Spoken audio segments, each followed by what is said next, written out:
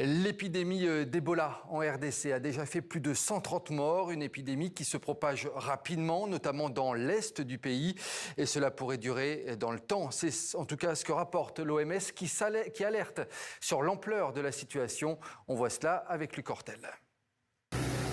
Sur ces palettes, près de 5 tonnes de matériel médical à destination de la République démocratique du Congo. Face au risque de propagation d'Ebola, l'Organisation mondiale de la santé est sur le pied de guerre.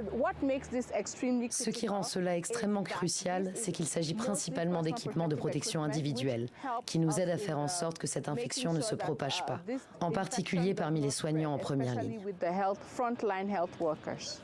131 décès attribués à Ebola ont déjà été répertoriés par le ministère de la Santé congolais.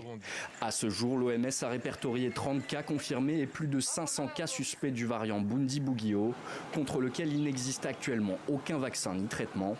Le virus s'est déjà propagé au-delà des frontières de l'Ituri, province du nord-est congolais où se situe l'épicentre de l'épidémie. C'est la première fois qu'un directeur général déclare une urgence de santé publique de portée internationale avant de convoquer le comité d'urgence. Je n'ai pas pris cette décision à la légère.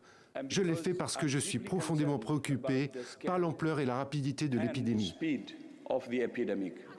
Dans l'ouest de l'Ouganda, frontalier de la RDC, les autorités ont mis en place des contrôles aux frontières pour endiguer la propagation de l'épidémie. Des agents de santé sont déployés pour prendre la température des habitants et promouvoir le lavage de mains régulier. Lundi, les États-Unis ont annoncé un renforcement des contrôles sanitaires à ces frontières et des restrictions de visa pour les voyageurs aériens en provenance des pays touchés par le virus en Afrique. Pour l'heure, un citoyen américain travaillant en RDC a été testé positif. Les CDC, principales agences sanitaires américaines, ont annoncé prendre des mesures pour transférer ce patient en Allemagne. Elles jugent faible le risque immédiat pour la population américaine.